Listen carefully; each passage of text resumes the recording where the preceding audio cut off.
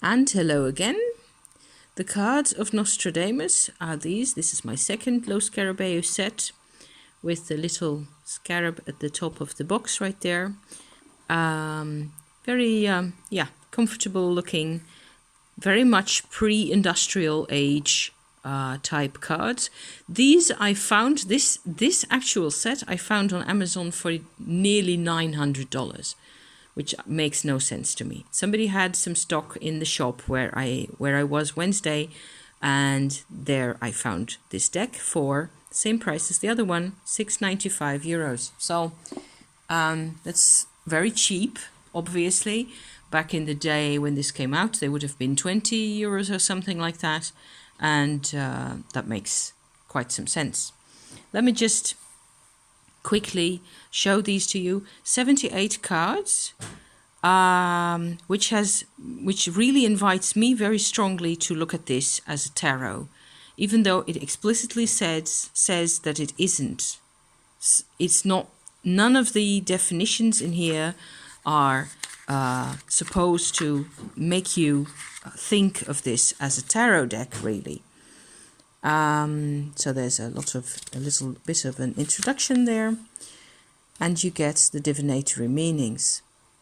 And yet, somehow, if you start off with number 1, not being the fool but the magician, the whole lot of them make sense in the major arcana order.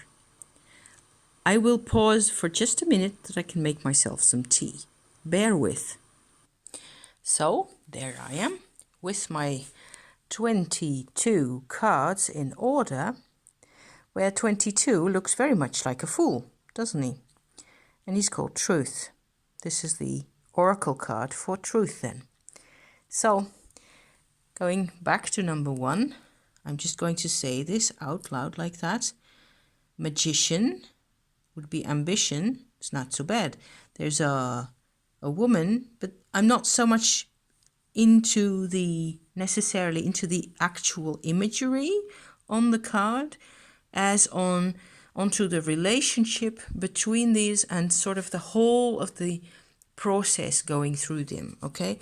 And I hadn't found any references to these on YouTube so much, so certainly not linking the Nostradamus card to the tarot as is. So there we go.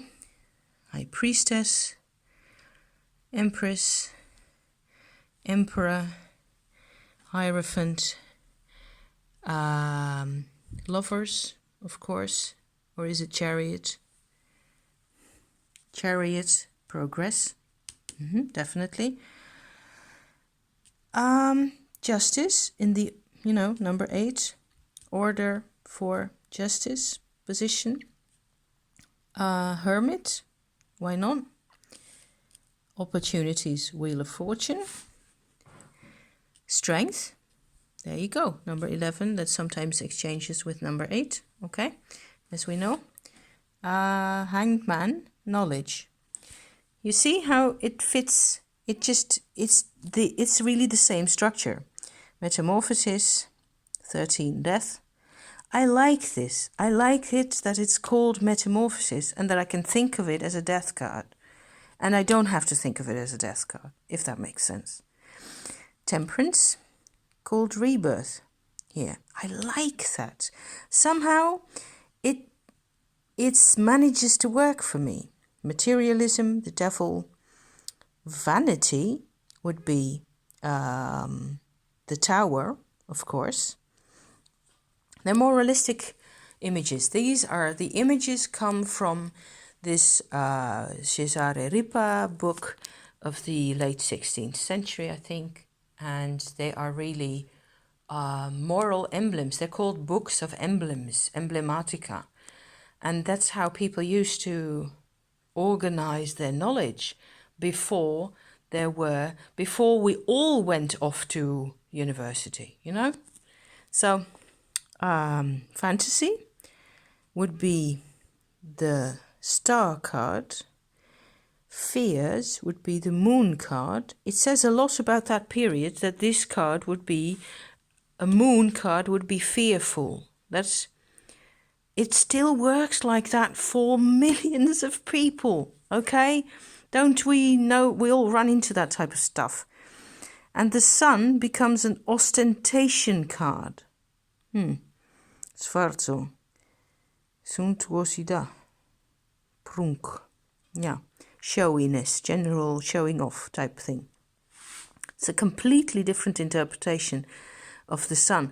And if you look at this as a moral judgment, of course, especially from the Protestant angle that I was more or less brought up in, or that, my culture belongs to, really, to a large extent, I think it's basically funny, and kind of, it provides insight into culture and backgrounds of ideas and backgrounds of how people are slowly growing against the grain. That's how I look at it. The number 20 judgment card would be merits, and number 21, the world card, would be notoriety. So how people know you, right? The whatchamacallit, street cred, that type of thing, your reputation. So I'm thinking, this is not an old deck, obviously, and I'm probably quite silly that I am putting this out there because everybody else has already seen this, that it's really a tarot, only they've used different material and they've implemented or incorporated the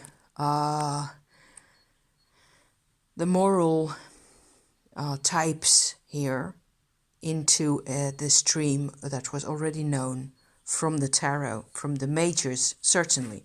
So I have looked at the same kind of order also for the minors. And by the way, these are the backs of the cards. So it's Nostradamus, right? I don't know, maybe you're not supposed to take all this so seriously. That would be just my style, to take this really seriously. But then, again, this would be an ace of something or other. Potentially pentacles, I don't know. And this is the 2 then. I think they're rather pretty, they're nice cards. Invention for a 3 of something. Economy for a 4 of something. I have been through these, but not in such detail yet as that I've actually determined. I really couldn't find the 9 of Swords. I looked at the 9s and it didn't really fit any particular 9 of Swords idea that I'm used to.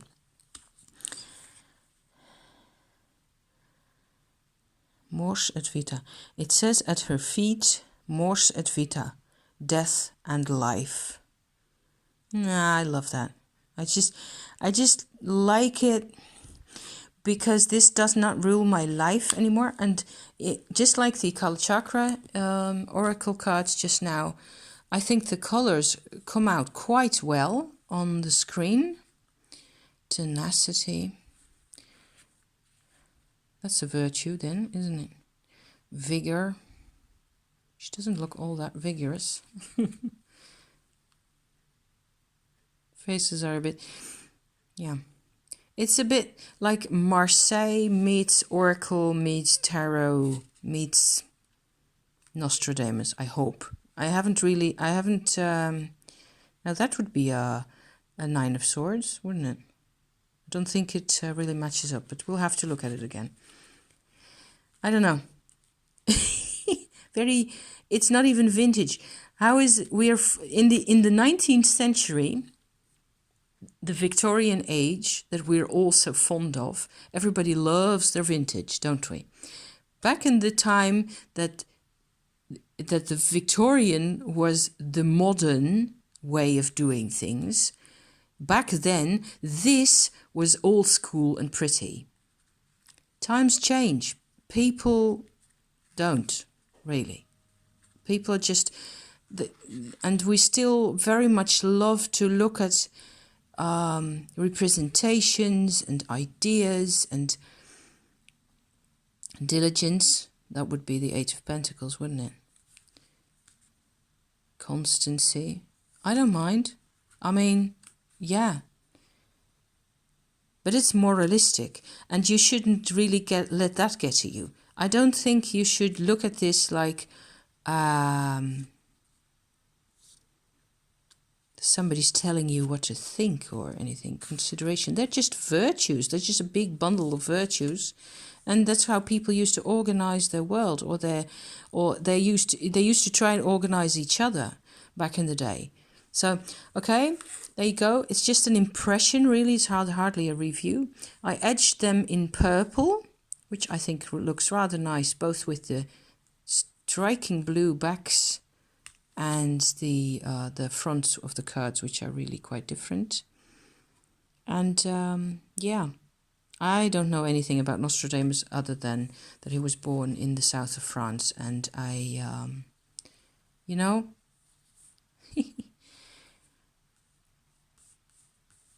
I suppose he did really well for himself. Contradictions. Giving away the money and praying. How are these two in contradiction to each other? Oh, she's got clawed feet. Yikes. On that note, on that bombshell, I'm going to bid you a blissful weekend. I hope you are going to enjoy yourself as much as I am, because I'm going to the beach, you guys. So I will report back in ASAP. Thank you for watching once more.